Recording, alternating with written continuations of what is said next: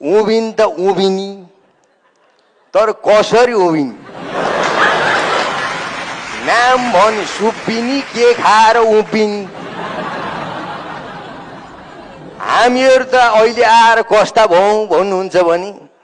खसी भनौँ बोसो छैन बोको भनौँ नसो छैन त्यही भएको हुनाले गर्दा हामी कवाडीमा आइपुग्या हो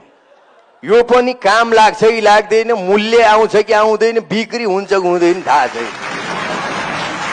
चाहिँदाको भाँडो नचाहिँदाको ठाडो सङ्घीयता भयो हाम्रो लागि घाँडो मोबाइल त अझ 14वटा प्रदेश मागेको थियो मैले कराउँदा कराउँदा बल्ल आधा झार्यो 1 नम्बर प्रदेशमा त देखिहाल्नुभयो होला सभामुखले भोट हालेको तिनको नामै आकाश रहेछ किन भोट हाल्यो सभामुख भएर भन्दा आकाश खसिहाल्दैन भन्दा कुकुरको छाउराले राँगाको नलीखुट्टो भेट्टायो भने न टोक्न सक्छ न बोक्न सक्छ हामीले संहिता बोक्न सकेन अवस्था त्यस्तो छ त्यसो भएको हुनाले गर्दाखेरि मैले त वर्षौंदेखि भन्दै आएको कुरा हो हेर्नुस् नेपालमा रजगज कि 10 वर्ष भूमिगत पसेकाहरूको छ कि 14 वर्ष कैदी भएर बसेकाहरूको छ ठिकै त हो 12 वर्ष विदेशमा पसेकाहरूको पनि पालो आयो आउन पर्छ स्वयम्भूको बाँदर पशुपतिमा आयो भने पशुपतिका बाँदरले चिथर र मार्छ भन्ने थाहा होला नि त त्यस्तो गर्न हुँदैन रविजीलाई लखेट्न हुन्न भनेर मैले नि भने हो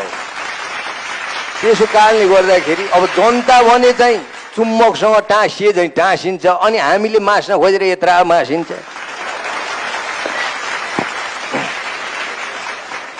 प्रश्न कहाँनिर हो भने तपाईलाई थाहा छँदैछ कि कालो चस्मा लाउँदैमा कोही बालेन हुँदैन त्यो आइफ्लूको कारणले गर्दा लागेको पनि हुन सक्छ त्यसकारण राजनीतिमा केही न केही भ्रमहरू त हुने नै गर्छन्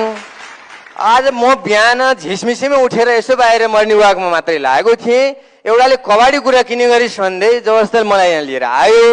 र मेरो नाम पनि परिवर्तन पार्टी पनि परिवर्तन भएको तपाईँ देख्न सक्नुहुन्छ नानी के भन्ने लेखिया छ नानी बाबु रट्टा भाइ थाप्रा भनेर लेखिएको छ यो बडा हाँस उठ्दैछ त यो घन्टै पछि फरक फरक पार्टीको नेता भएर बोल्दा पनि मलाई खासै अप्ठ्यारो त लाग्दैन तर पनि थाप्रा पाकै नेता भएर कबाडी रूपमा बोल्नु पर्दा चाहिँ मलाई अलिकति अप्ठ्यारो लागेकै छ तैपनि एउटा प्रतिनिधि भएर बोल्नु परेपछि मैले भन्नै पर्ने हुन्छ थाप्रा भनेको अत्यन्तै राम्रो पार्टी हो